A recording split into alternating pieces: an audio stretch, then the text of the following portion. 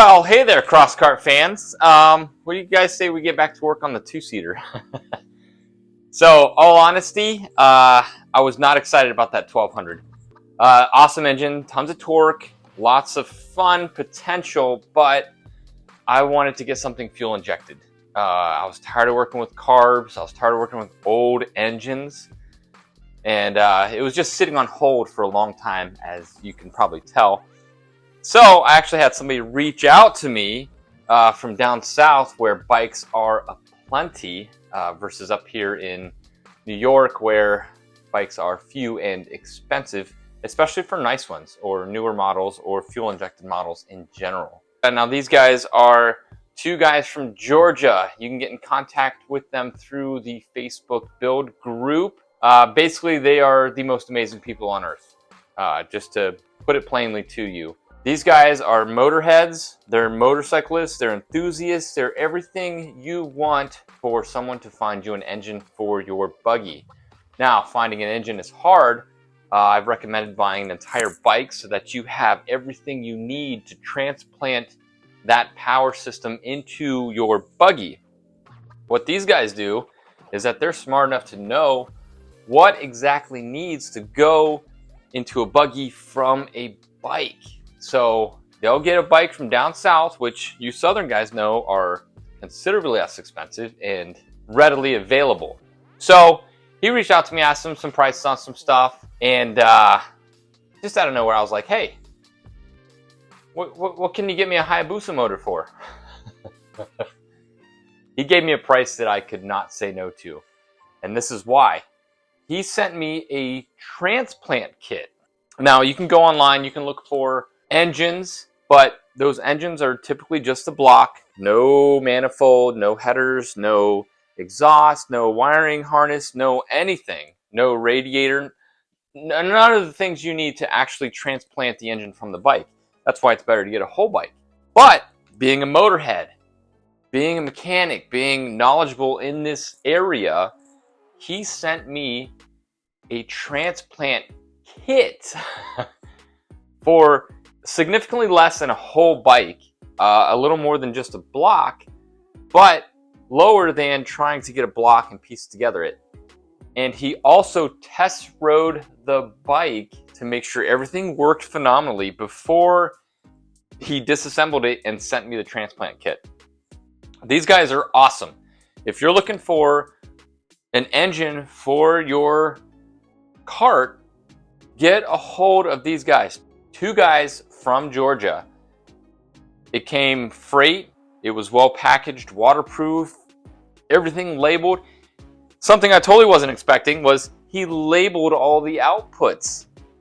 He disassembled it exactly how I would have disassembled it. It's crazy. So, what we have in the two-seater right now is a Hayabusa engine.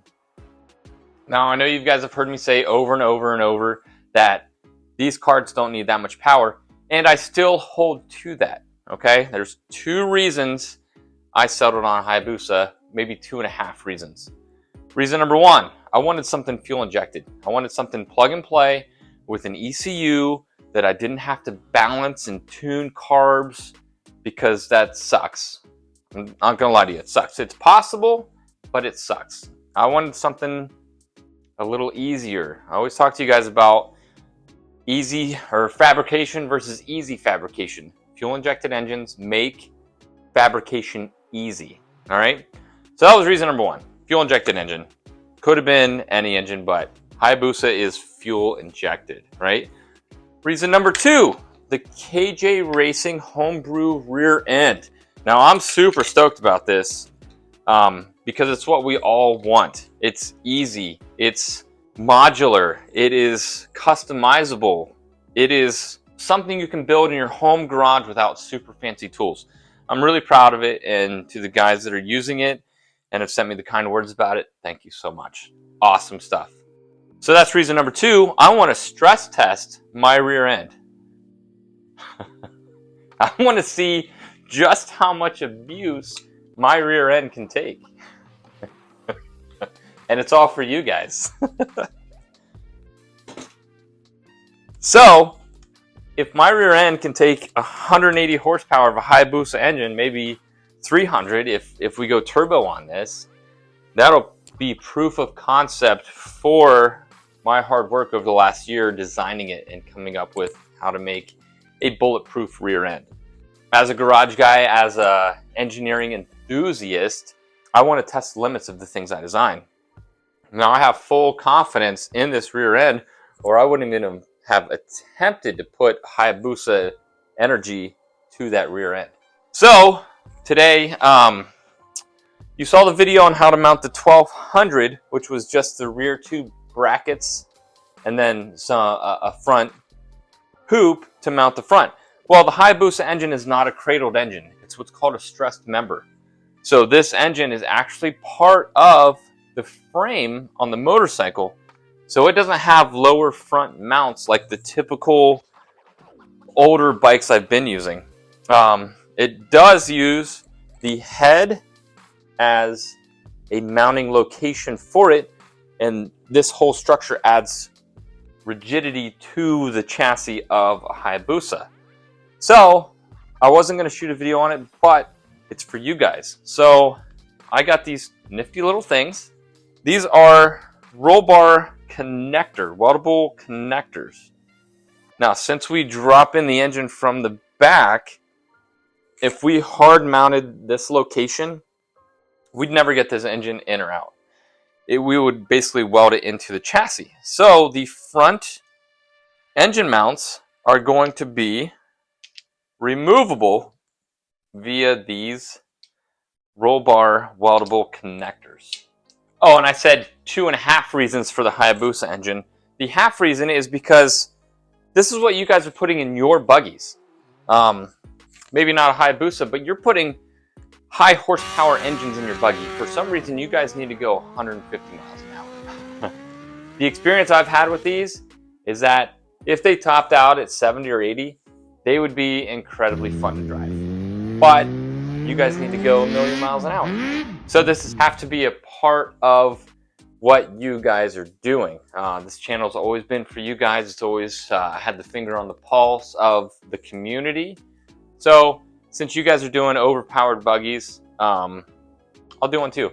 I'll probably end up selling this and just building another one with the engine I want in it, which would be like a 700 Raptor with reverse and tons of torque, easy to drive, good trail machine. That's just my style. So let's get this sucker in there. All right, so this is how it's sitting right now. I've got lower tabs going to the engine, and I've got upper tabs going to the engine. Now I was able to take this motor out and put it back in onto these tabs, and this is all just kind of tacked together, but it's holding the engine. Like there's nothing in the front keeping this engine from going, and it's sturdy in there, but it's not going to handle the stress of running because this is going to try to rotate out. It'll rip all this out, no doubt about it. So we need to utilize these front mounts. Now I'm just going to explain it and show you the finished product so you don't have to watch me fabricate it. But I've got some 1-inch tubing, and I'm basically going to just cut holes in it to mount to the head. And then I'm going to take some 1.25 inch, and I'm going to run it in a V shape across here, and it's going to be an angle facing that, so it'll have lateral and rotational or torsion forces covered. Should be pretty slick. It should be removable. I'll put these weldable roll bar mounts on the lower part of it so that I have plenty of space to rotate this and whatever to get it in. All right, so just to give an update on the progress, I made a 1-inch tube and I sleeved it, welded it for the stock motor mount bolts. And that is just going to be basically a midterm cross member for these motor mounts. Now, this is where these come into play. These roll bar connector tubes, I've got 1.25 inch and whatever wall matches these. And I've got a 2-inch piece, and it's just cut and ready to go. So now I'm just going to measure from the top side of this to this bar and make a connecting tube And even if it's a little short or a little long, I have this geometry to work with so that it's tight against here so that this is a solid motor mount. Altogether, I'm going from the floor and from this cross member, which will triangulate everything. It'll be perfect. I'm aiming for right here because that's the strongest point of this cross member. And this is 1.5 inches, so I'm not too worried about the strength on this, but I am worried about clearing the magneto cover here. So we'll get that measured out, cut up, make those tubes, and then this motor mount will be done. Wash, rinse, repeat for the other side, and we have a Hayabusa motor mounted. All right, so here's the setup of the forward one. I've got this piece here, I've got a magnet, and I've got this piece that just slides right on. Now, since I haven't tacked any of this yet, it's all rotational, so I didn't mark a center line for the notches because I can rotate everything. Now, this is where I can fine-tune everything, and since the pieces going to this roll bar connector are flat, I can adjust this by cutting off here instead of re-notching up here. Hindsight, I probably could have extended this out and went off of this side to make that stronger, but I don't want to remake that piece. What I am going to do is I'm going to take this off 1/4 inch at a time until it's as close to this bolt as I can get. And the rear one's going to be as close to this bolt as it can get. And I may run a cross member between the two. This is working out really well. All right, so this is right before I'm about to tack it. I've got a jack under there just to take the pressure off of those bolts so that these are holding half the weight and not just reinforcing the rear mounts, if that makes sense. I want the weight distributed across all 3 motor mounts. These are wiggly, so I can use that wiggle to get it nice and tight against that spacer bar. Now, one final consideration, the angle of these connector bars. I've got both of these bolts facing directly outboard, so when I put this in, it sweeps that way and all the bolts go from outboard to inboard. The spacing here is kind of tight, but I used this bar and the distance of it to gap that by 3/16 or so.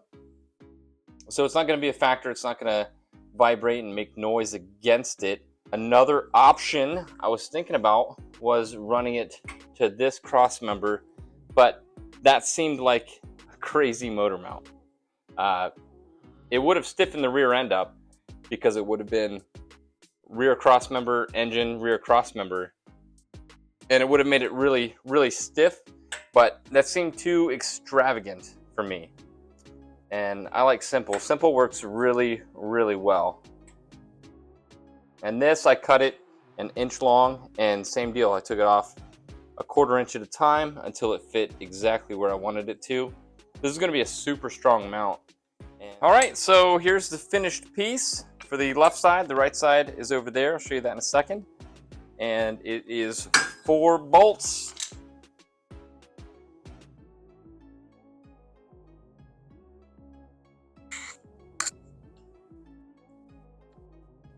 And that's it. Left side done. Right side goes in the same way. Let's check it out. Woo! Still hot from molding it. Ugh. Same on this side, 4 bolts.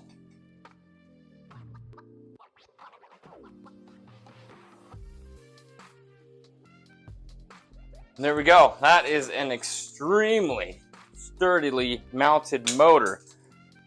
Now that should be mounted to take all kinds of abuse. Now it is rigid mounted, so the vibration is going to go right into the chassis. I don't mind that. I've had a car that had solid motor mounts, and it was a little rough at idle, but I just turned up the idle 100 RPM, smoothed it out a little bit. And plus, this is a kit car, or whatever you want to call it. It's a 2-seat Crosskart. That's what it is. So, little engine vibration isn't going to hurt it at all. Look at that. Robust. Fantastic. And we also have This section here, we can mount some of the electronics, maybe the ECU, regulator.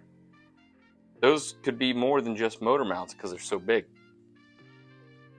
So I kind of had hopes for mounting the gas tank today and maybe getting this thing running just to hear it. But I did those motor mounts pretty meticulously, so no running today. It's getting pretty late. But I did get the stock gas tank. All I did was ask, they're called Two Guys in Georgia, to send me the tank too. Now, there's a reason for that. Like I said, they sent everything. So, stock tack, and since this is a Hayabusa, you get a speedo healer, so whatever size tire we run, we'll have an accurate speedometer. If we use the stock gas tank, we'll have a fuel gauge, we'll have the stock pump, and it will just fit in there nicely. But it's a massive gas tank because this bike eats some gas. But I think we'll be able to get it mounted in there. I mean, that doesn't look terrible. Put a wing on the back, it'll kind of mask it, maybe some body work, some ducts, who knows. Let's get crazy with this one. But definitely stay tuned. This Hayabusa engine gets me excited. So when I'm excited about something, I want to work on it. Lately, it's been the budget cart because it's so doggone fun. It is absolutely bulletproof. Once I got it running, it was just what I wanted to do to make it better. Not what I wanted to do to keep it running or not break, but what I wanted to do to have more fun with it. What ideas I could do to make it cooler. So I've been kind of hooked on that, and I have something for it too. So I got this for the budget cart. This is a 40 series reversing gearbox. It's got forward, neutral, and reverse gears on it. Who knows what's going on with this? It was fairly expensive, but around 300 bucks for reverse is not a terrible option if you have a cool cart. It does output to a 520 chain rather than 420 or number 35, whatever. But I'm excited to get this fitted up because the budget cart will turn into an absolute trail monster if it's got reverse. So it's going to be hard to decide between which one to work on. Let me know in the comments which one's your favorite overall. I mean, the KTM, the Polaris, the budget cart, the 600cc, the number 5 two-seater. What are you wanting to see? Let me know. This is your channel. Thank you guys so much for joining in on this Crosskart movement we're in. It's fantastic. There's so many builds going on, and I couldn't be more excited about it. So let me know what you want to see, and I'll shoot it. See you guys next time.